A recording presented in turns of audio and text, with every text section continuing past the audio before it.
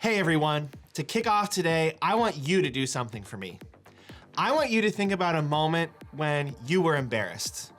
Maybe it was recent or maybe it was a while ago, but think about it for a moment. Now, as you're thinking about it, I want you to know something, that everyone has embarrassing moments. You, me, your small group leaders, your parents, even T-Swift has embarrassing moments. In fact, when I was in high school, I would compete in competitive speaking, and I was actually pretty good at it. But at one competition, I didn't realize that one of my shoelaces was coming untied, and as I was walking into the room where the judges were waiting for me, I stepped on my shoelace and tripped and fell over, knocking the podium over and falling flat. Now I can imagine that probably sounds a bit funny. Heck, it probably even looked funny. Well, that is, unless it's happening to you, right? If someone else is known as the kid who falls down in front of a room full of people, it's kind of funny. But when we're the ones falling down, it's not so funny.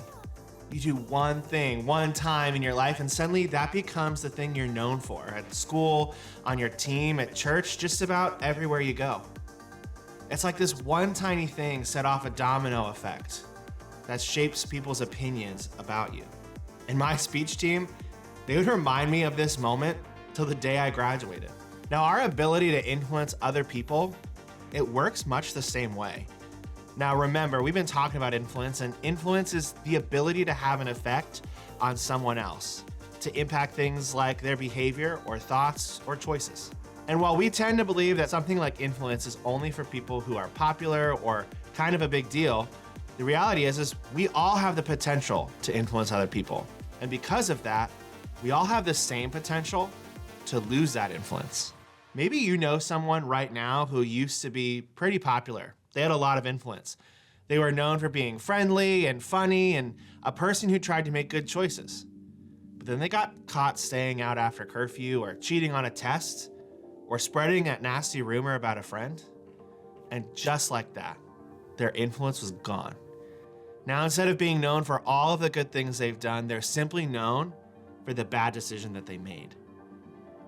These decisions, we know they're not good choices, and they have the power to cost us our influence. And all of our actions can add up over time and have a domino effect in our lives. And the more we make bad choices, the more we become known for them. And honestly, that feels terrible, doesn't it? You make bad choices, and just like that, it feels like your influence is gone and things will never be the same. But here's the good news. No matter who you are, what you've done, there's a way for things to be different. There's a way for you to find the influence that you think is lost forever. And I know this is true because I've seen it happen in my own life, for sure, but also in the life of one of the most important people in the history of the church, a guy named Peter.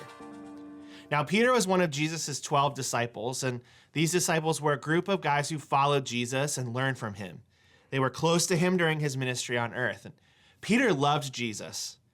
And after Jesus' death and resurrection, Peter became a leader of the early church, carrying the message of Christianity around the world. And when we think about Peter now, we talk about what big and bold, amazing faith he had. But here's what's interesting. Peter wasn't always that guy. And so we want to pick up Peter's story in Luke chapter 22, verses 56 and 57. Now, a little bit of background. Where we join Peter is after Jesus had been arrested and was about to be put on trial. And because the disciples followed Jesus so closely, they were afraid that they were going to be arrested and put on trial too. And so Peter followed Jesus to find out where he'd been taken, but because he was afraid, Peter hid himself within the crowd, trying to blend in. Here's what happened. A servant girl noticed him in the firelight and began staring at him. Finally, she said, "This man was one of Jesus' followers." But Peter denied it. "Woman," he said, "I don't even know him." So do you catch what Peter did here? One of Jesus' most trusted friends and loyal followers denied even knowing Jesus at all. Think of it like this. Your best friend completely and totally dropping you in front of everybody and pretending they don't even like you. And then this story continues and it goes from bad to worse. 2 more people come up to Peter in the crowd and ask him if he knew Jesus. And 2 more times, Peter denied knowing him.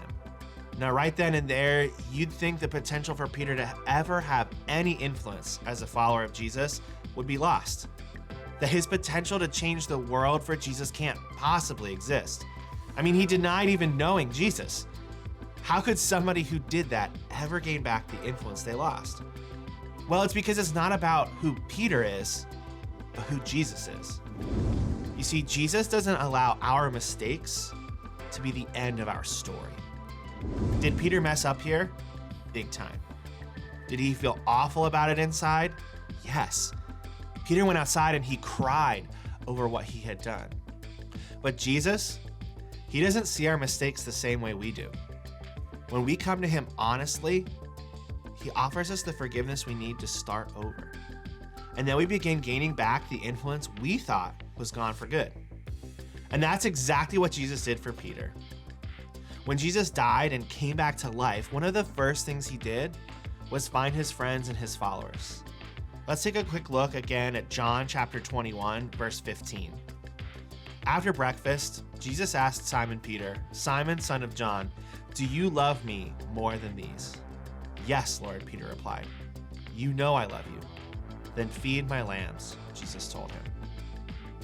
With his very first question, Jesus gave Peter a chance to change the story, to right the wrong and gain back his influence. And this time around, Peter got it right. 3 times, Jesus asked Peter if he loved him, and 3 times, Peter confirmed his love for Jesus. And Jesus' response? It was a command to take care of the people who will follow him. In the same way sheep follow a shepherd as their leader, believers in Jesus follow him.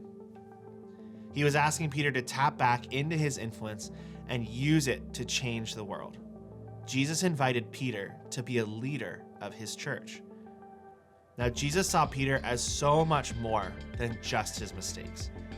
And the good news is that he sees us the same way.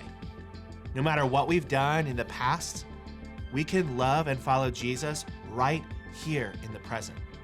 Our mistakes and sins have been paid for. And because we're forgiven, we can move forward on a new path.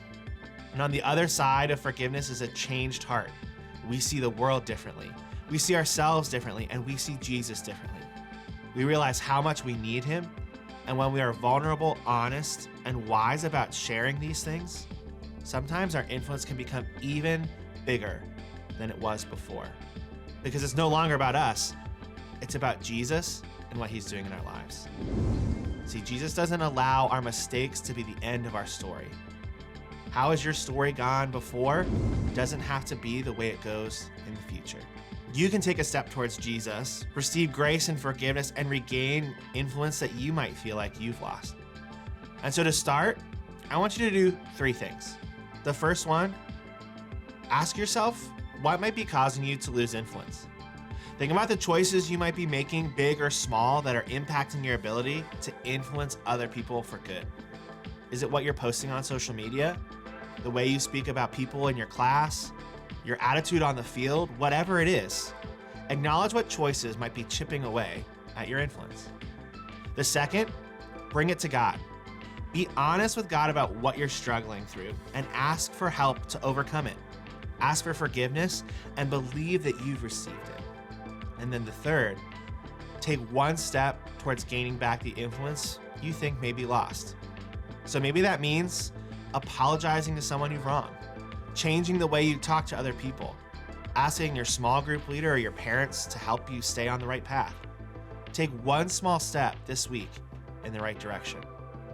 But remember this, Jesus doesn't allow our mistakes to be the end of our story. And so when you head to your small group, think about this. What's one thing in your life that may be causing you to lose influence? Thanks for being here, Collide. We'll catch you next time.